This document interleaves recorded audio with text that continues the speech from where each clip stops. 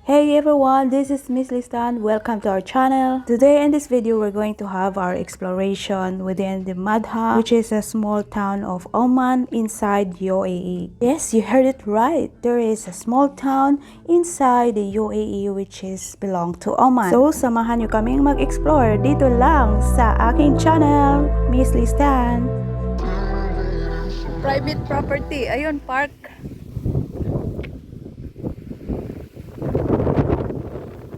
Kabundukan. Tika dito. Ayan yung dam.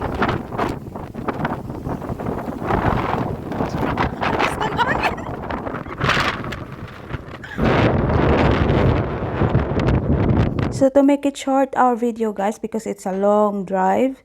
So we are here now already at the dam which is belong also to Madha. And we already passed the area where you can see a lot of flag of Oman, and the people living there are Oman residents. So this place should be a lot of water on the winter, on the rainy days. Since this time it's a summer hot and it's really high temperature. At yung wind blows guys, it's really strong at saka napakainit. Super hot talaga ng hangin dito. Pag siguro mga bata ang tatayo dito, ililipad talaga. Sobrang lakas ng hangin guys. Actually, this is my first time to explore in this part of Madha. Last time I just passing by along the road only. And I didn't know that there's a dam here in this part. Sobrang init dito guys.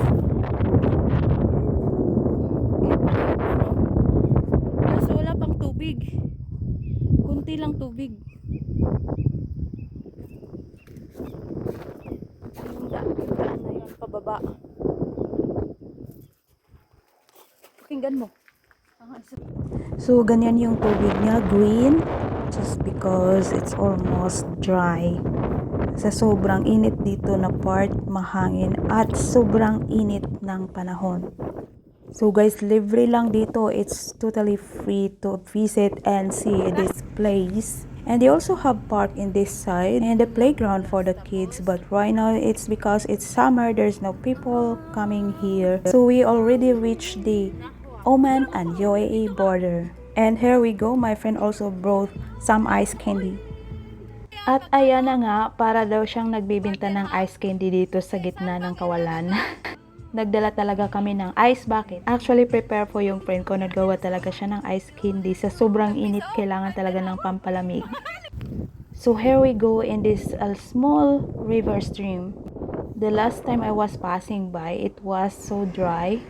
Pero ngayon, napapasok yung summer, meron pa siyang water. At guys, hindi nakapagtataka na talaga yung mga tourists dito is naa-amaze. Gaya ko na may mga water na ganito kasi natural talaga sa UAE ang dry na lupa.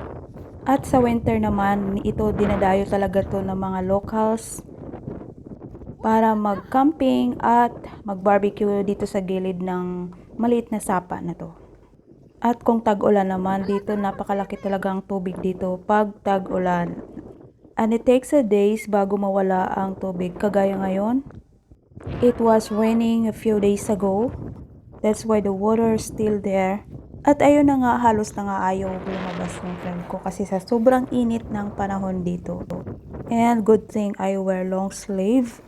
And I already put some sunblock on my skin. Pero di rin siya nakatiis, lumabas at humabol.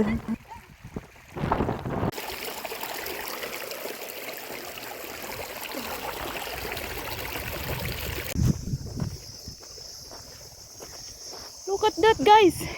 At ayun na nga siya, tumatakbo-takbo kasi gusto na niyang bumalik sa sakyan sa sobrang init. And this is the thing that I like in this place compared to where I came from. It's because even if you're walking here alone, nobody would touch you and care about you unless if there's a problem about your car, or maybe you're walking along the street under the sun. Of course, there's some people would always help you, but not to harm you. And here we are now. We reached the area of Nahwah, which is belong to Sharjah, UAE. This is the Nahwah Park and it's amazing to spend the night here on the winter. There's also a cool place there up in the stairs, but we don't need to go up there, it's really burning. We couldn't stay for long outside. So now we're heading to my Google Discovery area. This is the Nahwah Cave. Sorry. Oh, yeah. Dala ko yung ice candy para magtinda ako doon. May mga kubo doon. Talaga ba? Dito mahiling. Pupunta po tayo dito. Ganito lang, dalawa lang kaming nag-explore. At puro babae pa kami. At bilang babae, nag-i-explore mag-isa, hindi po ako natatakot dahil dito sa UAE ay napaka-safe compared to other. Walang tubig. Ang tawag po nila dito is Nahwah Cave. At makikita nyo rin to sa Google Maps. Actually, it was just a Google discovery of mine. And I found interesting to visit this place. At hindi naman talaga siya totaling cave na mapasukan ng tao. Pero yun lang yung nakalagay dun sa Google Map. But on the dry time, this area is a shade of the people who are doing camping and some activities on the winter.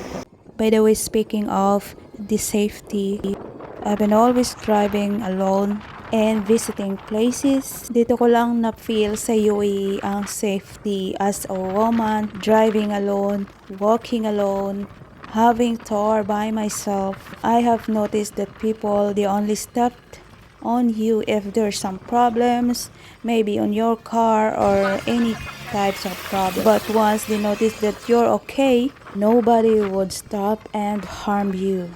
As long as you wear properly and it's respectfully in the eyes of the people, especially in men's eyes.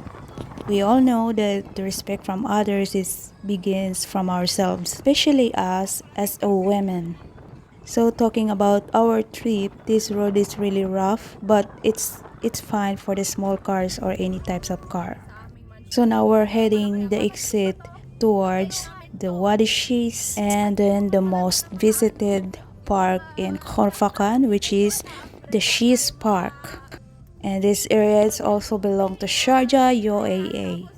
At kung makikita yung mga puno, nandito na po yon ang Wadi Shis.